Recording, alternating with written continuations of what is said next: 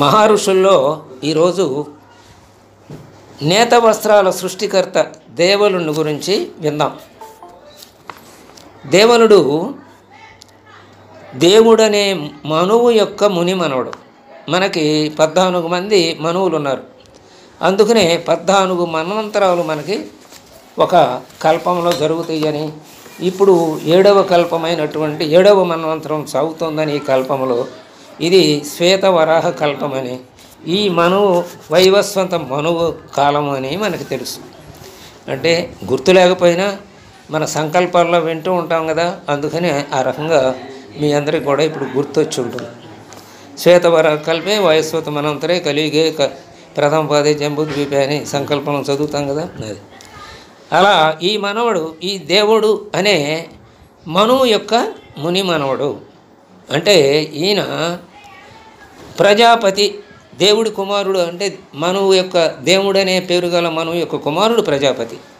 ఆయన తనయుడు ప్రత్యూషుడు. ఈ ప్రత్యూషని కుమారులు 2 ఉన్నారు. అందులో దేవలుడు ఒకడు, విభువు ఒకడు.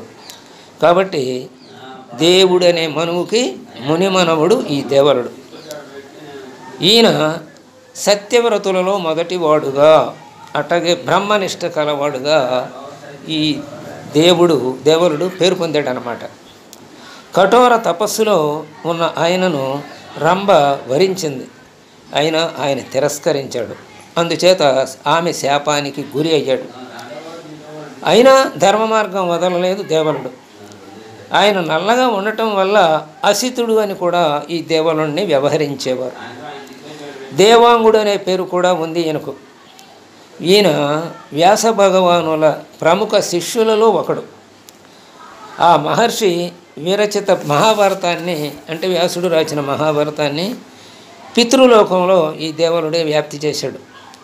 గురువుకు తగిన శిష్యుడిగా మన్ననలు కూడా అందుకున్నాడు. గజేంద్ర మోక్ష కథకు కారకుడు ఈయన.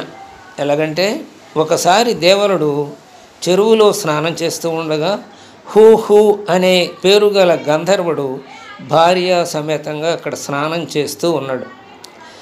ఆయనకు ఒక విచిత్రమైన ఆలోచన వచ్చింది.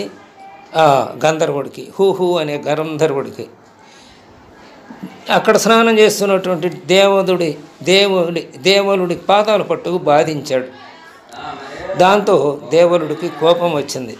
గంధర్వుడేంటి ఇలాంటి పిచ్చి వేషాలు ఎటువంటి, మరి కోపం రాదు ఎవరికైనా. దాంతో నువ్వు మొసలివై పుట్టు అని శపించాడు హూహు అనే గంధర్వుడిని దేవలుడు. అయితే సహజమే కదా, శాపం వచ్చిన తర్వాత పశ్చాత్తాపం, మళ్ళీ కాళ్ళ మీద పడటం, వాళ్ళు కరుణించడం. అలాగే గంధర్వుడు తను కాపాడాలని కొడితే ఆ హూహుకి కాస్త ఆనందం కలిగేట్టుగా, సరే నీవు ఈ రూపంలో మొసలి రూపంలో ఉన్నప్పుడు గజేంద్రుడు ఇక్కడికి వస్తాడు. ఆ గజేంద్రుడి కాలు పట్టుకున్నప్పుడు విష్ణుమూర్తే తాను తన చక్రంతో నీ తలని ఖండిస్తాడు. అప్పుడు నీకు శాప విముక్తి జరుగుతుంది అని దేవలుడు ఆ శాప విముక్తి చెప్పాడు. అలాగే ఆయన ఆ హూహు అనే గంధర్వుడు మొసలి రూపం ధరించాడు. ఆ మొసలి తర్వాత విష్ణుమూర్తి ఆయన ఏనుగుని పట్టుకోవటం, గజేంద్రుడిని కాలుని, ఆ తర్వాత విష్ణుమూర్తి రావటం, చక్రంతో ఖండించటం, ఇదంతా జరిగి ఆ గంధర్వుడు ఆ శాపముక్తి పొంది తన నిజ రూపాన్ని ధరించి మళ్ళీ గంధర్వలోకం వెళ్ళిపోయాడు. అయితే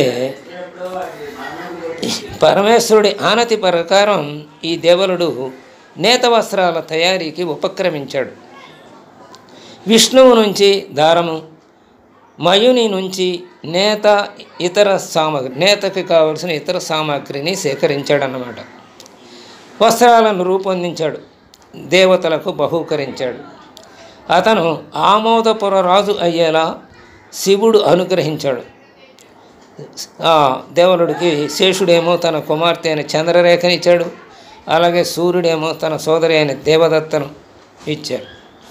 అలాగే ఇద్దరి సకుల ప్రియుడయ్యాడన్నమాట దేవలుడు. ఆయనకు 3 కుమారులు కలిగారు. వాళ్ళ పేర్లు దివ్యాంగుడు, విమలాంగుడు, ధవళాంగుడు. వీళ్ళ సహకారంతో, అంటే ముగ్గురి కుమారుల సహకారంతో నేత పరిశ్రమలను లోకవ్యాపితం చేశాడు. మహాధర్మశాస్త్రాన్ని ప్రతిపాదించిన ఆయన దేవస్మృతి అనే గ్రంథం రాశాడు. అందుకనే దేవల స్మృతి, పరాశర స్మృతి, యాజ్ఞవల్క్య స్మృతి, మనుస్మృతి, ఇన్ని స్మృతులు ఉన్నాయి. ఇప్పుడు మనకి మనుస్మృతి కేవలం కృతయుగానికి సంబంధించినటువంటిది.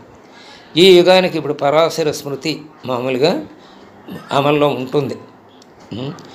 ఈ వంశవృద్ధి అనంతరం ఆయన ఆ ముగ్గురు కుమారుల్ని కన్నాడు. వంశవృద్ధి అయింది. ఆ తర్వాత సన్యాసం స్వీకరించాడు. ఆ తర్వాత దేవలుడు ముక్తి చెందాడు. ఇది నేత వస్త్రాల సృష్టికర్త అయినటువంటి దేవల ఋషి యొక్క కథని మనం తెలుసుకున్నాం. స్వస్తి.